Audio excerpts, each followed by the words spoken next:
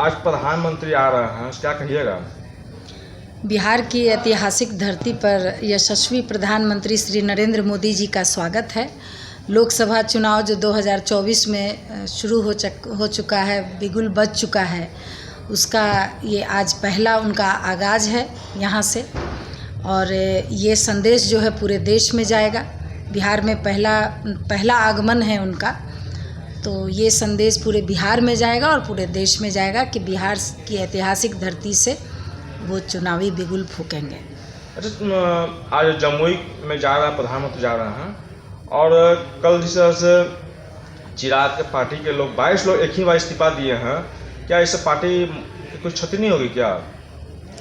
नहीं, देखिए, राजनीति है, चुनाव है, कई तरह के ग्रीवांसेस होते हैं, सभी पार्टियों में होते हैं इस तरह से कार्यकर्ताओं का।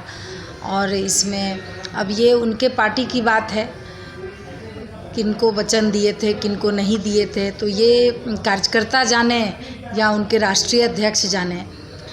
वैसे ये सामान्य बात है, किसी भी चुनाव के समय में और राजनीति में ये सब चीज़ होता रहता है, ये सामान्य बातें होती हैं। सबका यही कहना है, परिवारवाद को लेकर चला रहे हैं। ये उनकी पार्टी की बात है, कोई ये बहुत नई बात नहीं है।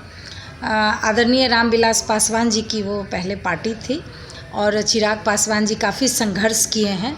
बीते 3 वर्षों में वो काफ़ी संघर्ष किए हैं और ज़मीनी हकीकत को जाने हैं, समझे हैं। वो अपना निर्णय खुद लिए हैं। ये उनकी पार्टी है, उनका पूरा अधिकार है। इस पर किसी दूसरी पार्टी को बोलने का बहुत ज़्यादा बोलने की गुंजाइश होती नहीं है। विपक्ष बोल रही है कि आप लोग बोलते हैं कि परिवारवाद को बढ़ावा नहीं देने के लिए, लेकिन कहीं न कहीं आपके घटक दल में परिवारवाद हो रहे हैं। नहीं, देखिए, आप देख रहे होंगे कि जैसा कि एलजेपी के ही कार्यकर्ता लोग बोल रहे थे कि वो जिनको भी अपना टिकट दिए हैं वो लोग राजनीतिक रूप से सक्रिय थे। और मैंने पहले ही कहा कि मैं भारतीय जनता पार्टी की प्रवक्ता हूँ, अपने पार्टी की बात करूँगी। हमारी पार्टी कभी भी परिवारवाद को बढ़ावा नहीं देती है। आपके घटक दल में भी तो है ना, जीतन। देखिए, घटक दल होना और हमारी पार्टी होना, मैं अपने घटक दल की तो प्रवक्ता हूँ नहीं, अपने पार्टी की प्रवक्ता। सहयोगी तो आपके पार्टी के हैं। और निश्चित रूप से हमें सरकार बनाना है, हमें सरकार बनाना है और कंपैरेटिवली हमें जो पार्टी, जिस पार्टी की विचारधारा, जो हमारे एनडीए के विचारधारा को सपोर्ट करते हैं, निश्चित रूप से हम उस पार्टी के साथ, उस पार्टी को लेकर चलते हैं।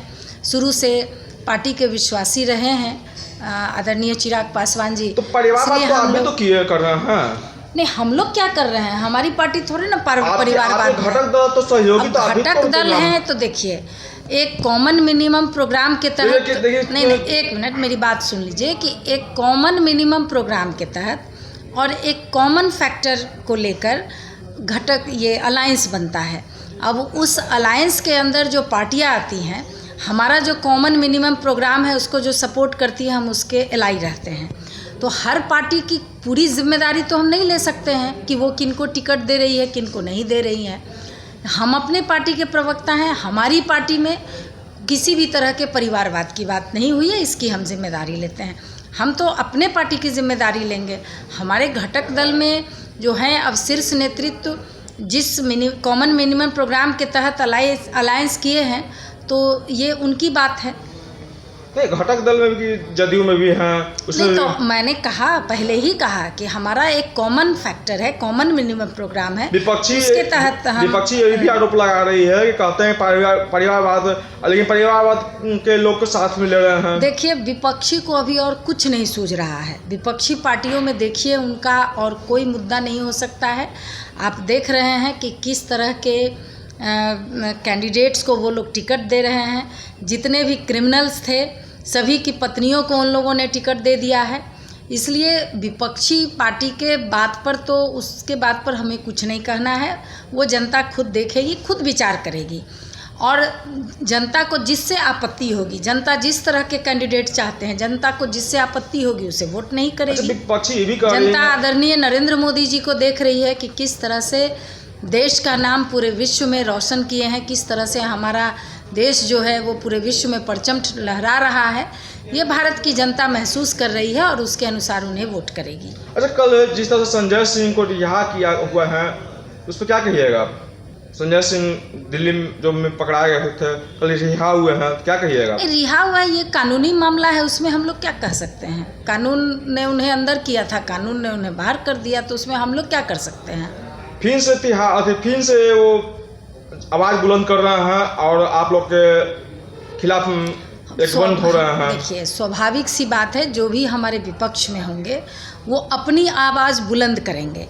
ये जनता का काम है कि उनकी बुलंदी को रोकना है, उस तरह के भ्रष्टाचारी को फिर से देश में नेता बनाना है, नहीं बनाना है, ये तो जनता के हाथ में है। साफा आरोप लग रहा है कि विपक्षी का आवाज़ दबा रहे हैं बीजेपी के लोग। तो वो क्या कहेंगे? वो भ्रष्टाचार किए हैं, कानून जो है उनको सज़ा दी है, उसमें भारतीय जनता पार्टी क्या करेगी?